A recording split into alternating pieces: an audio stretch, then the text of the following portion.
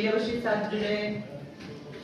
जुलै 2024 ला देखील मी जनसुनावणीच्या निमित्तानं साताऱ्यामध्ये आले होते आणि त्यावेळेस देखील जनसुनावण्या घेतल्या। त्यावेळेस जवळजवळ 250 जनसुनावण्या या 2024 मध्ये होत्या। आज मला समाधान वाटते की हे 250चं प्रमाण कमी होऊन 150 वर आले आणि आज रनिंग मध्ये काही कमी असतील पण रेकॉर्ड वरच्या होत्या त्या, म्हणजे ज्या आमच्याकडे येऊन तक्रार दिल्या त्या 103 तक्रारी आजच्या जनसुनावणीमध्ये आल्या।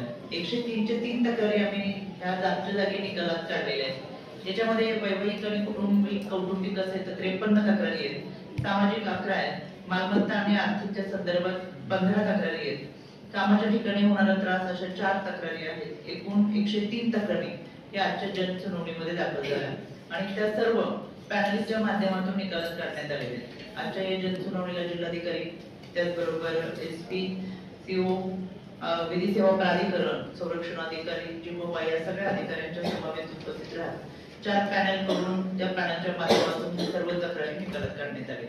यानंतर प्रशासकीय अधिकाऱ्यांच्या आढावा बैठकीच्या निमित्तानं आज सातारा जिल्ह्याचा आढावा घेण्यात आला। यामध्ये आयसी कमिटीच्या बाबत खऱ्या अर्थानं आयसी राज्य महिला आयोगाच्या वतीनं ऑगस्ट महिन्यामध्ये राज्य शासनाला शिफारस केली होती की आयसीचा 2013 पासून आयसी कमिटी अस्तित्वात असेल, पण गेल्या 12 वर्षांमध्ये त्यातली जी आपल्याला खरी भूमिका मांडायची ती पुढे दिसत नाही।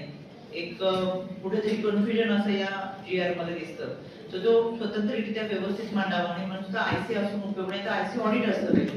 त्याचं कोणत्याही कंपनीचं फायर ऑडिट होतं, कोणत्याही कंपनीचं फायनान्स ऑडिट होतं, तसं त्याचं आयसी ऑडिट असावं।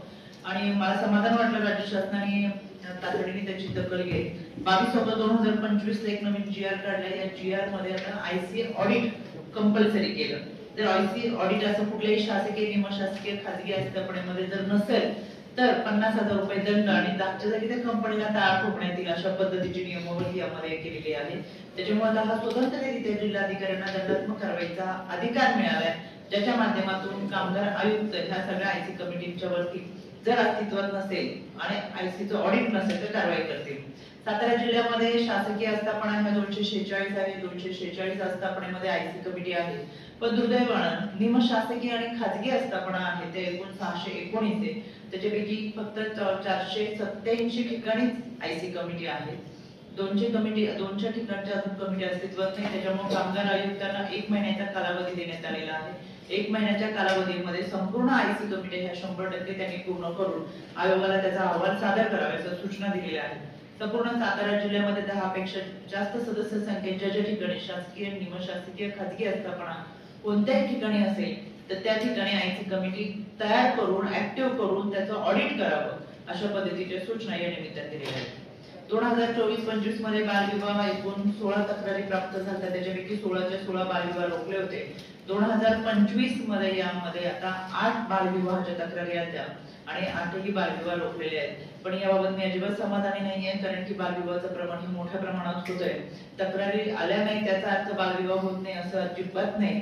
त्याच्यामुळे यासाठी सीओ ऑफिस मधून सीओना तशा पद्धतीच्या सूचना देण्यात आल्या की प्रिंटिंग प्रेस असेल, समाज मंदिर असेल जिथं बालविवाह होतात किंवा काही मंदिरं असतात ज्या ठिकाणी बालविवाह केले जातात, या मंदिरांमध्ये असलेले ट्रस्टी असतील त्यांना धर्मदाय आयुक्तांच्या माध्यमातून नोटीस पाठवणं या सगळ्यांवरती, आणि त्याचबरोबर ग्रामपंचायतीमध्ये बालविवाह होत असताना एकतर ग्रामसेवक, पोलीस पाटील, त्यात आशा वर्कर, अंगणवाडी सेविका असतील आणि सरपंच, ग्रामपंचायत या सगळ्यांना बऱ्यापैकी कल्पना असते।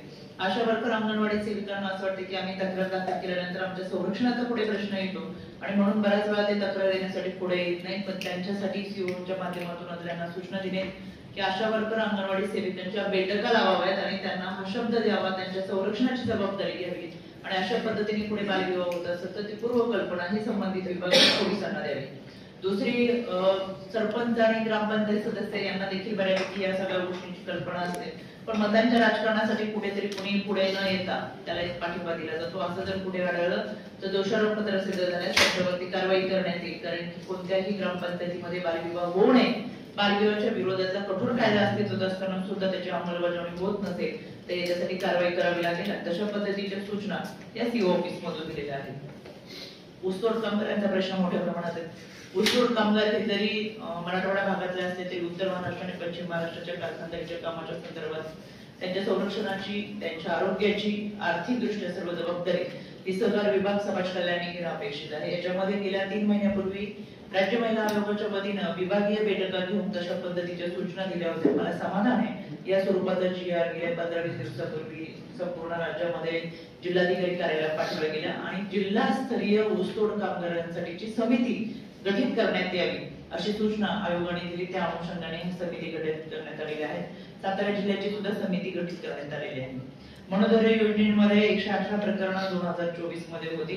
या 2025 मध्ये 66 प्रकरणं आहेत आणि याची निर्गती करण्यात आलेली आहे. पूर्वी माझी कन्या भाग्यश्री ही योजना आता लेक लाडकी या योजनेच्या माध्यमातून खरं तर मुलींपर्यंत पोहोचवली जाते. 2024-25 मध्ये 4533 इतके प्रकरण ही लेक लाडकी योजनेची होती. 2,24,65,000 रुपयाचा निधी या निमित्तानं वाटप करण्यात आलेला आहे. आशा किरण महिला वसतिगृह हे कराड मधलं शासकीय वसतिगृह आहे आणि या वसतिगृहाच्या मंजुरीमध्ये 50 जागांची मंजुरी देण्यात आलेली आहे आणि सातत्याने त्याचा वापर मोठ्या प्रमाणामध्ये होतो. लक्ष्मी मुक्ती योजनेच्या माध्यमातून 1189 लाभार्थी आहेत. खरं तर या योजनेचं मी मनापासून कौतुक करेल. लक्ष्मी मुक्ती योजना आम्ही सातत्याने सांगत असतो. 8 मार्च हा जागतिक महिला दिवस आहे, पण कविता, ओव्या, पोवड्या हे आमच्यावर लिहून किंवा आमच्यावर सादर करून त्याचा उपयोग होणार नाही. जोपर्यंत आमचं नाव सातबाऱ्यामध्ये येत नाही तोपर्यंत खऱ्या अर्थदृष्ट्या आम्ही सक्षम होणार नाही. आणि लक्ष्मी मुक्ती योजनेच्या माध्यमातून आता पतीच्या परवानगीने त्या महिलेचं नाव हे सातबाऱ्यावर येते आणि खऱ्या अर्थाने त्या महिलांचं नाव जेव्हा सातबाऱ्यावर येतं तेव्हा खऱ्या दृष्टिकोनातून त्यांचा स्वतःचा सन्मान, आत्मसन्मान आणि आर्थिकदृष्ट्या ते सक्षम यासाठी हा प्रयत्न अतिशय सुंदर असा आहे. यामध्ये काही नावांची संख्या कमी आहे, पण ऍडिशनल कलेक्टरने आम्ही सांगितले की तुम्ही याच्यासाठी अजूनही काही करता आलं तर जास्तीच्या संख्येने याची नाव नोंदणी करावी. त्याच्यासाठी विशेष कॅम्प घेता आला तर हा कॅम्प जरूर घ्यावा. सातारा जिल्ह्यामध्ये वन स्टॉप सेंटर नव्हतं, पण आता त्याचं काम वन स्टॉप सेंटरचं सुरू आहे. त्याचा अंतिम टप्प्यामध्ये आहे. लवकरच वन स्टॉप सेंटर हे सातारा जिल्ह्यामध्ये सुरू होईल. महिला बलात्काराची संख्या ही 2024 मध्ये 168 होती. 168 केसेस निकालात काढलेल्या आहेत. 2025 मध्ये 143 केसेस आतापर्यंत दाखल झालेले आहेत. 143 केसेस या निकालात काढलेल्या आहेत. यामध्ये सातारा जिल्ह्यामध्ये बेपत्ता होणाऱ्या मुलींची संख्या ही 262 ही 2024 मध्ये होती. आता ही मुलींची संख्या 199 आहे. त्यापैकी 166 मुली ह्या सापडून आलेल्या आहेत. 33 मुलींचा शोध सुरू आहे. महिलांची संख्या 1232 आहे. 2024 मध्ये त्यापैकी 1091 ह्या त्याची डिटेक्ट झालेल्या आहेत. 141 केसेस प्रलंबित आहेत.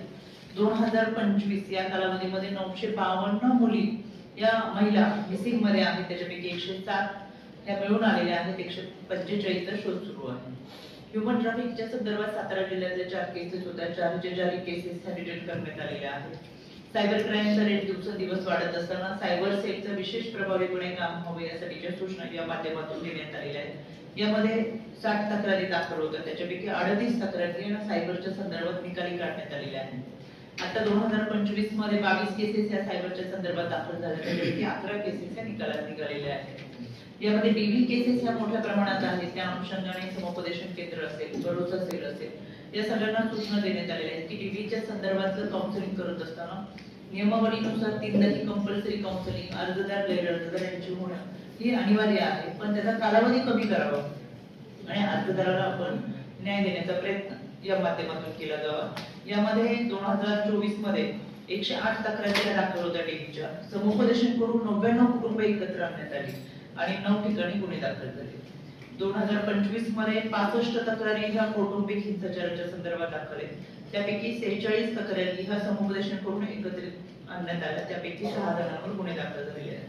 मला विशेष कौतुक वाटतं ते की बऱ्याच वेळा अर्जदार महिलांना असं वाटतं आपण पोलीस स्टेशन मध्ये गेलो तर दुसऱ्या दिवशी बातमी येईल किंवा माहिती कळेल की बदनामी होईल या अनुषंगाने त्या फारसा तक्रारी देण्यासाठी पुढे येत नाही, पण ऑनलाईन किंवा हेल्पलाईनच्या माध्यमातून तक्रार दाखल केली तर कारवाई केली जाते.